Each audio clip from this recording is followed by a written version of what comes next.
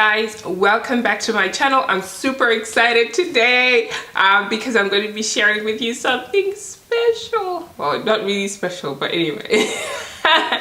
If you haven't subscribed yet, please subscribe to our channel so that you can get notified if we release any new videos. And if you love this video, give it a thumbs up so that I know to make more content like this.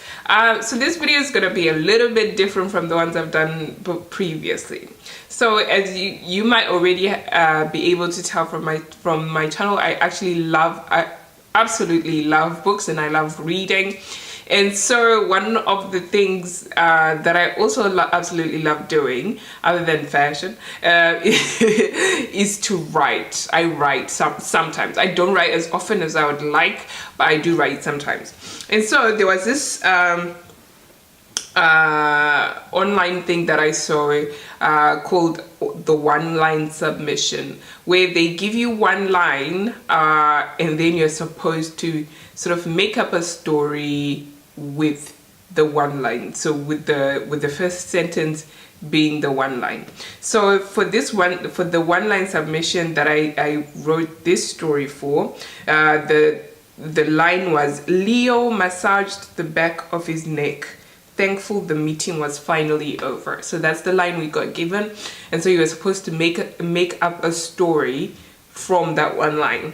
I did submit my story, but unfortunately it wasn't picked. But I would love you to hear what you guys think. What do you reckon I should have changed about the story? Like, was my ending okay? Did you see it coming? Yeah, all that sort of kind of good stuff. I want to know your thoughts. So anyway, so I'm gonna start the story now. Please be kind to me in the comments. Don't be too harsh.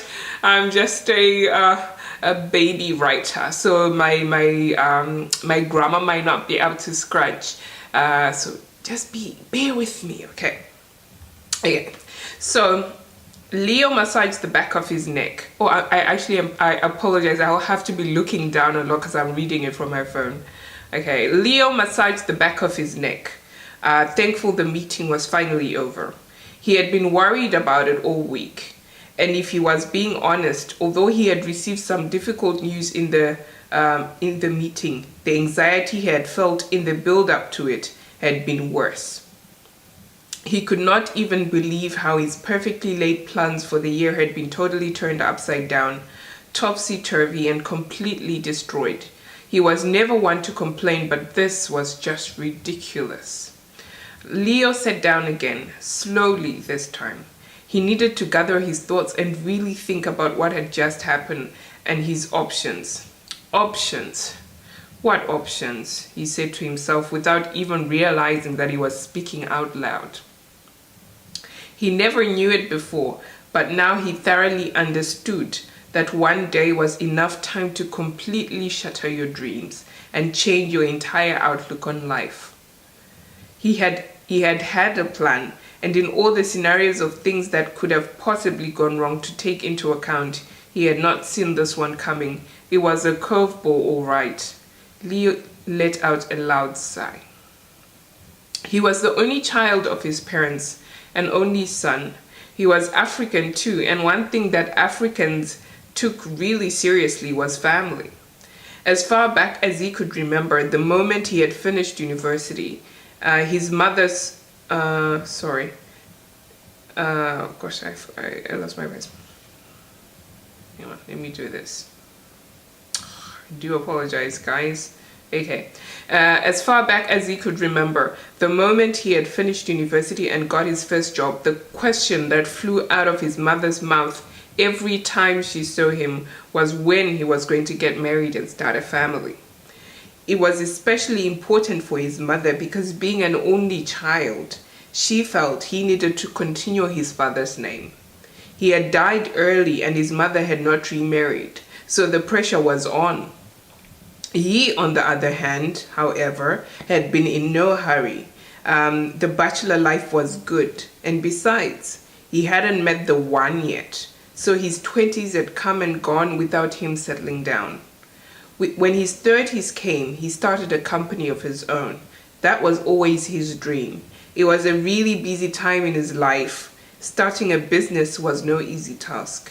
His 40s had come, and at the time, he was now focusing on expanding his business before he thought of settling down.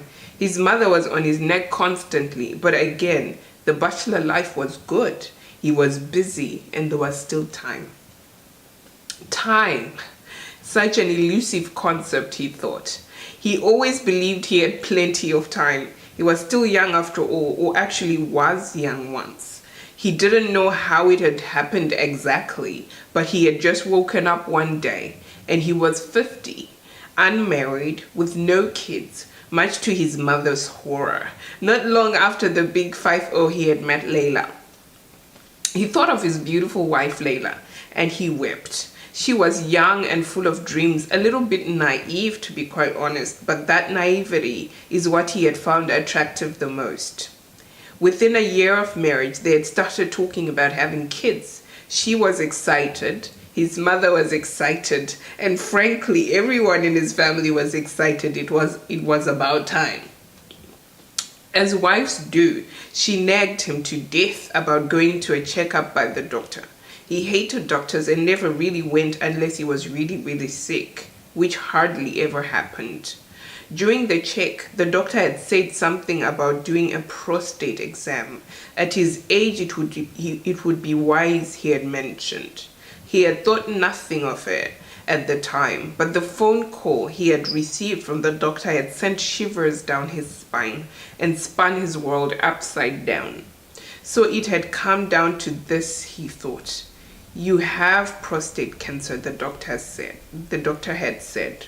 The 4 words any man dreads to hear, that had been delivered to him by the doctor very casually, like the way a bartender casually pours drinks at a bar, carelessly but sure. What he felt next was like a hand being thrust into his chest, yanking his heart and pulling it out.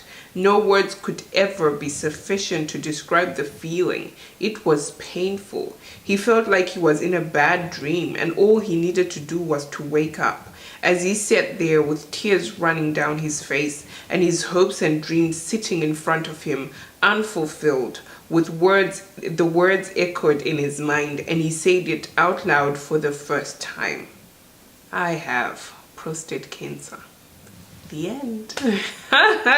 And so that was my little story for the one-line submission. I do apologize about the middle bit where I just got sort of lost, but anyway, I want to hear what you guys think about my story.